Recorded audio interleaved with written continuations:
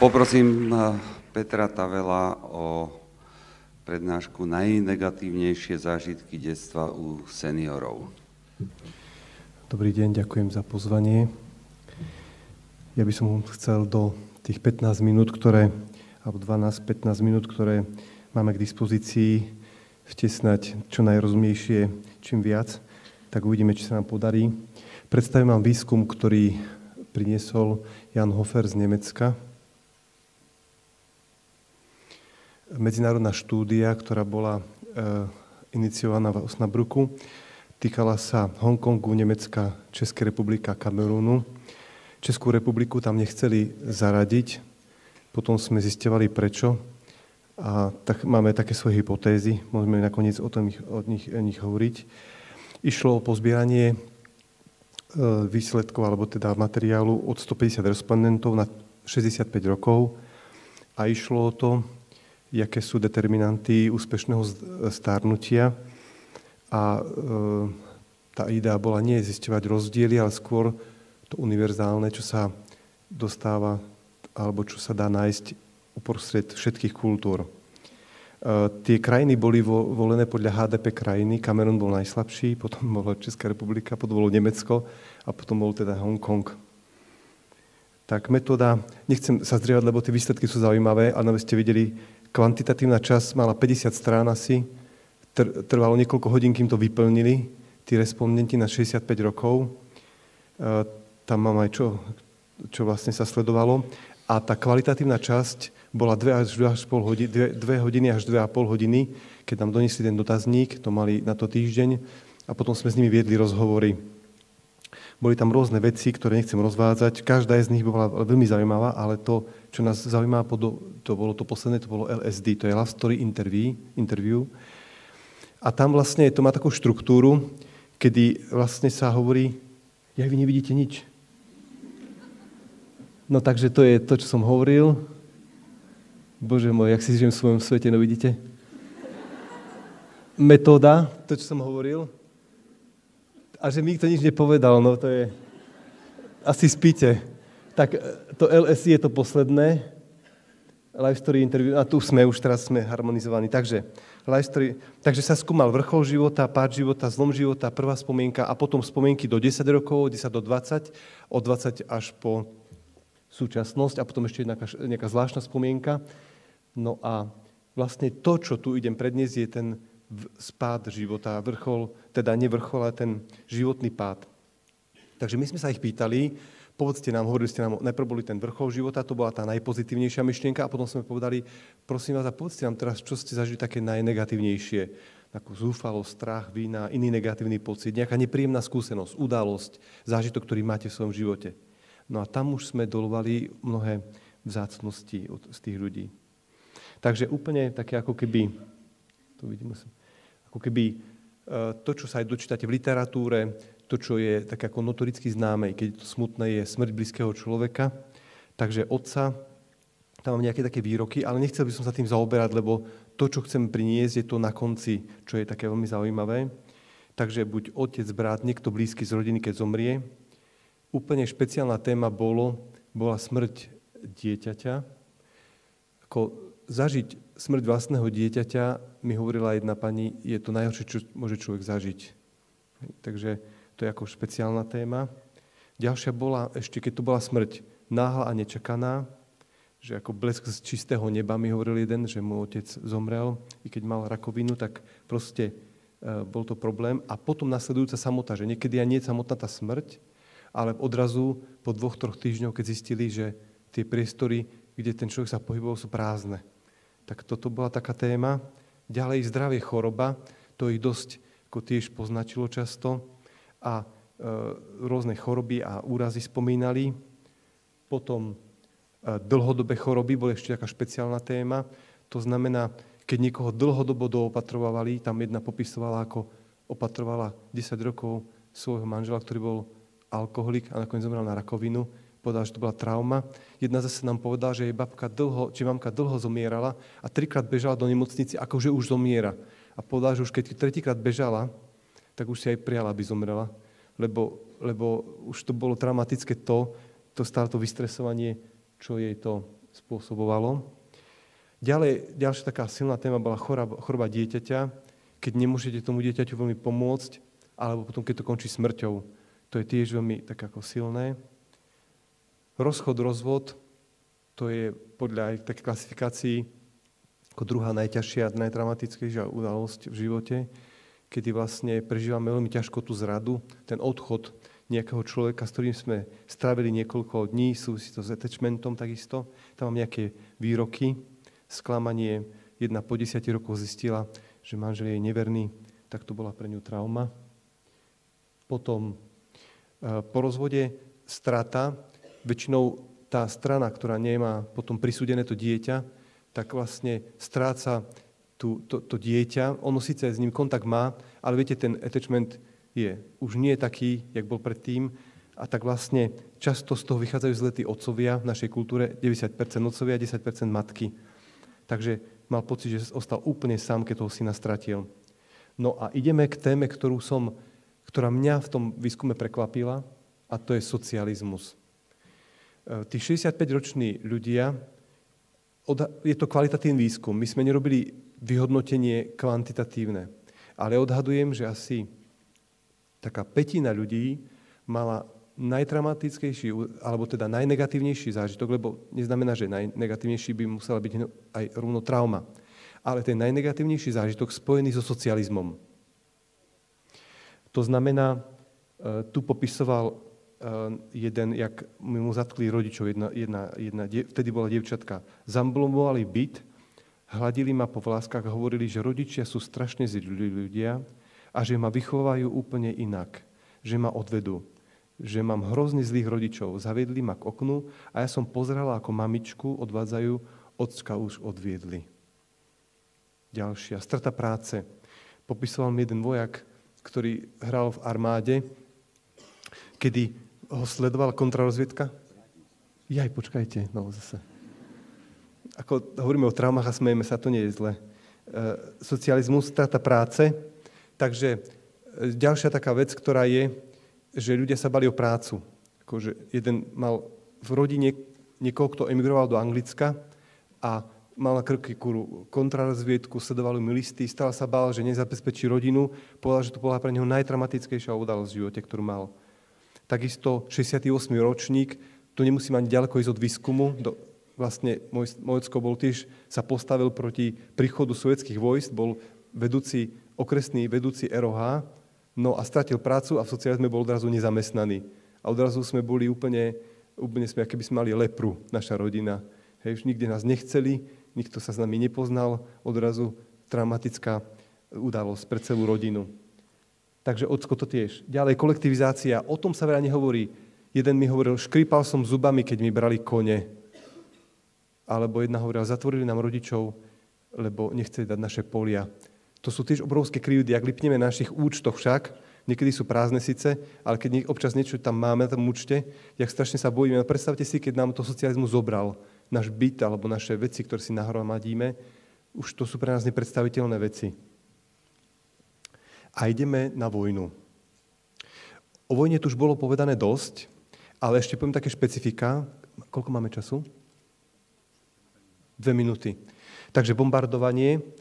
Zajímavé je, a teraz idem do oblasti už za hranice. To znamená, už nie som v českej, ale už čerpám aj z výsledkov nemeckej vzorky. Oni boli veľmi traumatizovaní tým, že vlastne do tých obyčajných miest, kde oni si mysleli napríklad Viedeň, alebo napríklad aj Augsburg, kde sa vyrábali Messerschmitty, že tam vlastne prišli tie lietadlá a oni robili nočné nálety. A oni potom chodili a utekali do tých bunkrov. A to tie deti si pamätajú, jak ich matka tlačila k tej hrudi, im potom zatvárala oči, keď vychádzali z tých bunkrov. A niekedy to bol planý poplach, niekedy tie otrasy si pamätajú. Toto je jedna obrovská téma. Potom koncentračný tábor, o tom to už bolo povedané dosť, len poviem výrok takej jednej babičky, povedala, že odkedy som prišla z koncentráku, tak ten život sa zdá jej, že je o ničom. Že tam to naozaj bolo a že toto tu už je len taká hra. A povedala Mečiar, keď som sa hovoril, že my máme Mečiara, ako to prežije, keby si to prežije koncentrák, tak mu už nič nevadí, hovorila, hej. Vojna, násilie. Toto je jedna obrovská téma, o ktorej sa tiež nehovorí.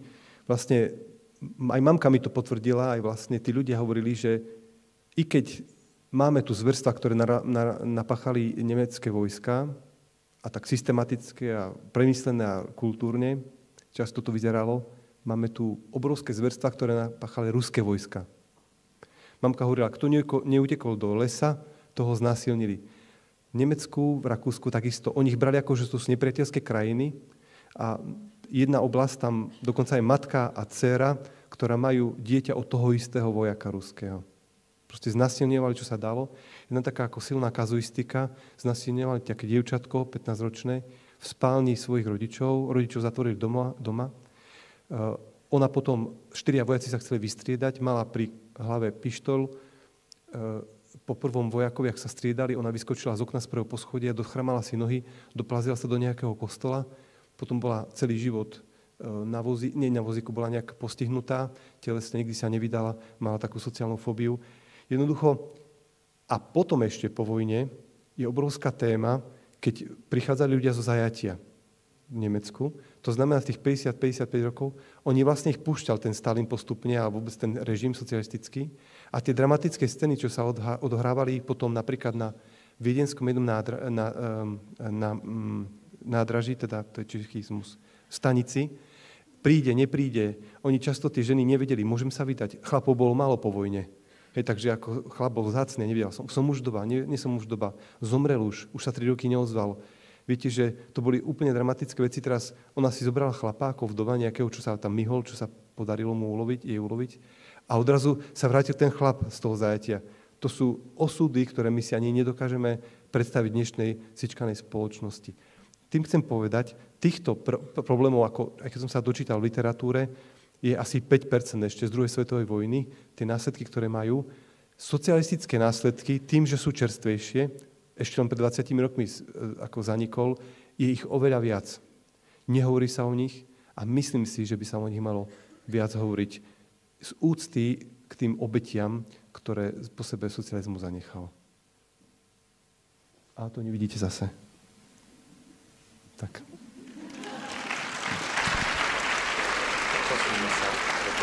Áno, dobre. Ďakujeme, Peter. Nech sa páči, kto sa hlási. Prosíme svetlo, aby sme videli na ruky. Áno, socializmus a jeho traumatizácia. Socializmus má, tuším, viac miliónov ľudí na svedomí. Podľa takej jednoduchej štatistiky, druhá svetová vojna má na svedomí 55 miliónov ľudí a socializmus 64. Takže je to oveľa väčší zločin ako samotná vojna. Takže demokracia je síce hrozné usporiadanie spoločnosti, ale nič lepšie sa nevymyslelo zatiaľ. Ja rozmýšľam, že keď môžem ešte k tomu, že vlastne čo traumatizuje dnešného človeka, čo ho ovplyvňuje, čo tak ako odchytávam z takého, keď si chodím a nasávam to, tak traumatizujú napríklad médiá, ho traumatizujú, hej? Alebo napríklad, keď matka chodí na miminko.cz a tam má rôzne také ako tie poplašné správy, že jedno bodka na koži znamená rakovinu a teraz tam má každý, akože je to tak, je to tak, je to tak. Keď to 50 ľudí potvrdí, že čo nás traumatizuje, že my si vytvárame, možno nemáme holokausty, a takéto svoje vlastné traumy si vytvárame. A cez médiá, často médiá sú to tie, ktoré nás tak spoločensky ovplyvňujú teraz. Aj celý fenomén je, keď niekto sa stane obeťou nejakého záujmu médií a teraz mu úplne rozoberú život. Fotia vás paparáci, no tak to je trauma par excellence toto. Ja by som sa rada opýtala, ja som Víra Valašteková z Bratislavy, ja som tu hore. Zdvihnite ruku, prosím, aby sme... Ja vôbec neviem, kde to... Aha, tam hore. Jo.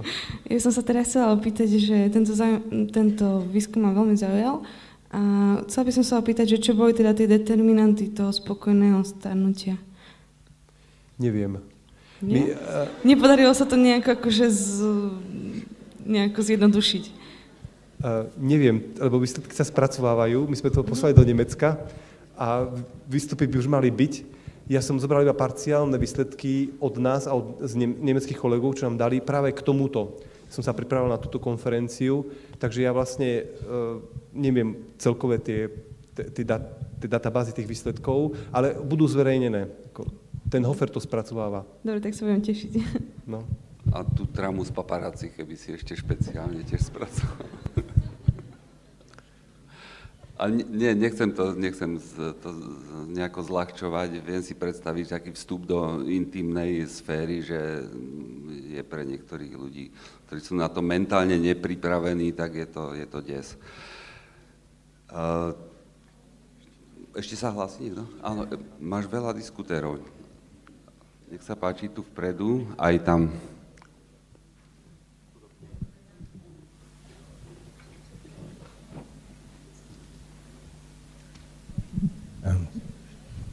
Táto prednáška ma inšpirovala len k rozmýšľaniu o tom, čo je trauma zase. Lebo my žijeme v situácii, kde sa nevyhneme stresu. Plno vecí sú stresory, ale či sa ten stresor stane traumou, záleží na mnohých faktoroch, na mnohých okolnostiach a jedna z nich je, akým spôsobom vlastne ten človek, ako má seba podporu, akým spôsobom je schopný tento stresujúci faktor spracovať. Tých okolností je veľa, len chcem nabádať k tomu, aby sme nezamieniali stres a traumu. Veľmi pekne vám ďakujem, lebo som si povedal, toto nesmiem zabudnúť povedať na prednáške, že nebudem hovoriť o traume, ale o negatívnych zážitkoch, a ja som to zabudol. Tak ďakujem, že ste to povedali. Ale ty si to zdôraznil, tam negatívne zážitky, ale Juro, možno by sme mohli hovoriť o traume v užšom slova zmysle a o traume teda v zmysle DSM klasifikácie a potom traume v širšom slova zmysle, treba za ako ju chápala psychoanalýza, alebo chápe, kde ide proste o emočné preťaženie, ktoré môže mať aj teda nesplňať kritériá traumy podľa americkej klasifikácie. Ale to je dôležité, aby sme v tomto mali jasné, aby sme sa vedeli dohovoriť, lebo potom je v tom zmetok. Nech sa páči, Honzo. Jan Kožnar, já jsem z Prahy a býval jsem v Bratislavě. Vy jste si položil otázku, co jsou dnes ta největší traumata, a já jenom ze své klinické zkušenosti, hlavně z Centra krizové intervence, tak jednoznačně úmrtí dítěte. A pracoval jsem s jednou pacientkou, takovou velmi inteligentní ženou, a ta nám do toho vnesla zajímavý lingvistický pohled. Ona říkala, vždyť já ani na to nemám v češtině název, co jsem. Ve slovenštině mimochodem taky. Když mě zemře manžel, jsem vdova. Když manželovi zemře manželka, tak je vdovec. Když dítěti zemřou rodiče, tak je sirotek. Mně zemřelo dítě, já na to ani nemám název. Myslím si, že to opravdu je největší trauma. Jo. Ďakujeme pekne.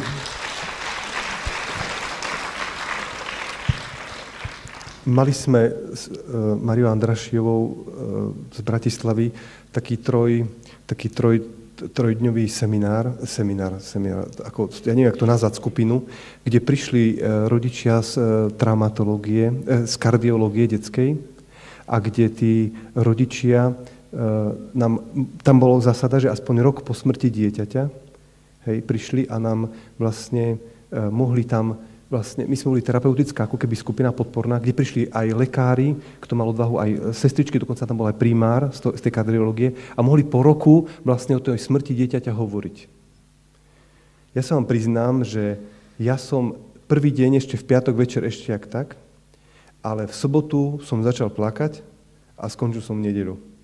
Maria takisto. Proste to boli tak silné ako keby okamihy a my sme sa im potom ospravedlnili, ja som sa ospravedlnil, že som úplne stratil tú rolu toho terapeuta, že mali mať vo mne oporu a že ja som vlastne tam úplne bol na lekvár, viete, na džem a oni mi povedali, že pre nich není väčší kompliment, ako keď pre ich deti niekto plače.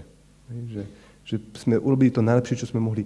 No snažili sme sa aj takú intervenciu nejakú, ale tým vám chcem povedať, že to bolo strašne silné a môžem len potvrdiť, že to je proste, to sa nedá ani povedať, popísať. Ako, to som sa cítil jak úplne niekde mimo reality tam medzi nimi, čo sa tam udialo. Ďakujem pekne. Poprosím